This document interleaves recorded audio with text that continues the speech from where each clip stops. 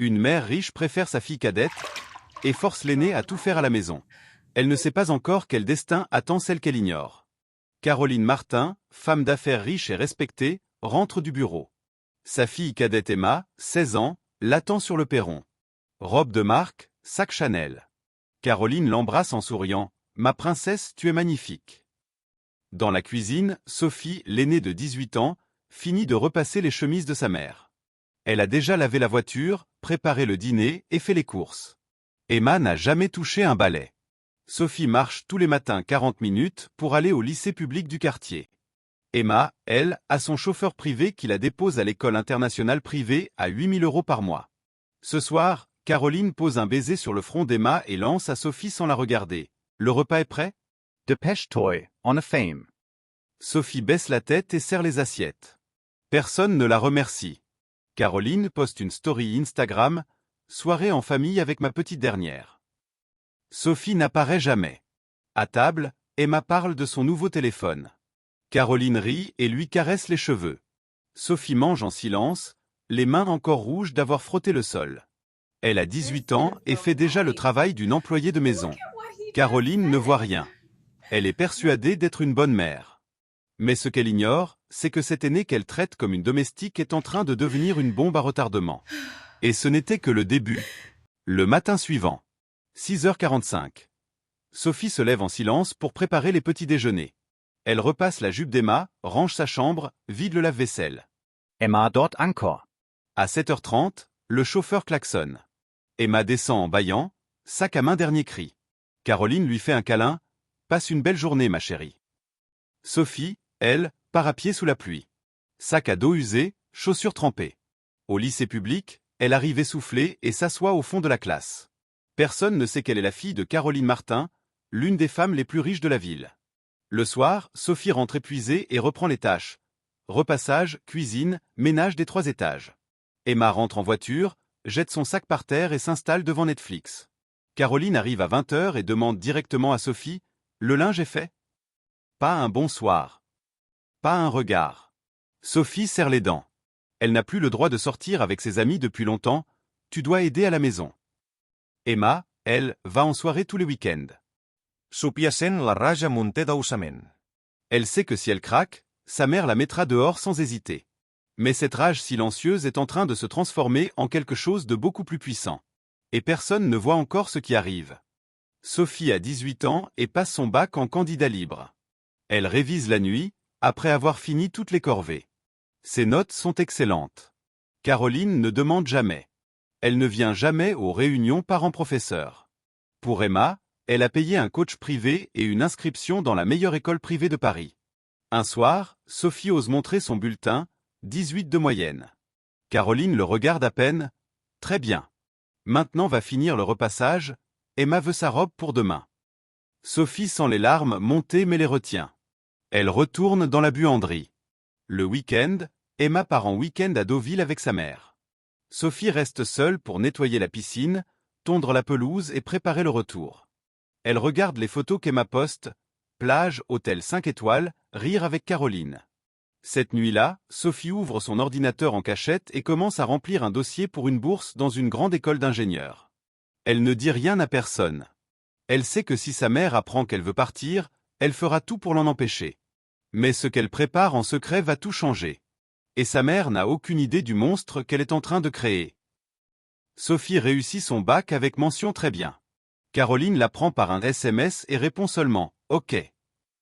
Le même jour, elle organise une fête pour l'entrée d'Emma en première dans son école privée. Champagne, traiteur, photos partout. Sophie sert les invités en uniforme de serveuse. Personne ne sait qu'elle est la fille de la maîtresse de maison. Le soir, Caroline lui dit « Tu restes à la maison cette année. Tu nous aides. » Emma a besoin de se concentrer sur ses études. Sophie ne discute pas. Elle continue les corvées, les courses, le ménage, la cuisine. Elle marche toujours à pied pour aller aux cours du soir qu'elle a trouvés gratuitement. Emma, elle, a son chauffeur, ses cours de tennis, ses voyages scolaires à Londres. Caroline lui répète tous les jours « Toi, tu iras loin, ma princesse. » Sophie l'entend et serre les poings dans l'évier.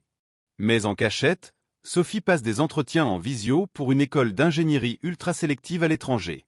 Elle a déjà une bourse complète. Elle n'a plus que 3 mois avant de partir. Caroline ne se doute de rien. Elle pense que Sophie est brisée, soumise, utile. Elle ne sait pas que l'aîné qu'elle a transformé en esclave domestique est sur le point de disparaître et de devenir quelqu'un qu'elle ne pourra plus ignorer. Sophie part un matin à 5 heures sans dire au revoir. Elle laisse juste un mot sur la table. « Je suis partie étudier à l'étranger. Ne me cherchez pas. » Elle prend le train pour l'aéroport avec seulement un sac à dos. Pas d'argent de poche. Pas d'au revoir. À 8000 km de là, elle commence sa première année dans l'une des meilleures écoles d'ingénieurs du monde, grâce à sa bourse. Elle dort peu, travaille comme une folle, fait des petits jobs le soir. Elle n'appelle jamais à la maison. À Neuilly, Caroline découvre le mot et hausse les épaules. Elle reviendra quand elle aura faim. Emma rigole. Enfin tranquille, plus personne pour faire la tête. Elles continuent leur vie, shopping, vacances, chauffeur, luxe. Sophie n'existe déjà plus pour elle. Pendant 2 ans, Sophie devient la meilleure de sa promo. Elle développe un projet révolutionnaire sur l'intelligence artificielle appliquée à la médecine. Une start-up californienne la remarque. Mais elle ne dit rien. Elle attend le bon moment. Et ce moment arrive plus vite que prévu. 2 ans plus tard. Sophie a 20 ans. Sa start-up, créée avec 2 amis, lève 12 millions de dollars. Son application permet de détecter les cancers rares en quelques minutes grâce à l'IA. Les médias du monde entier parlent d'elle, la Française de 20 ans qui va révolutionner la médecine.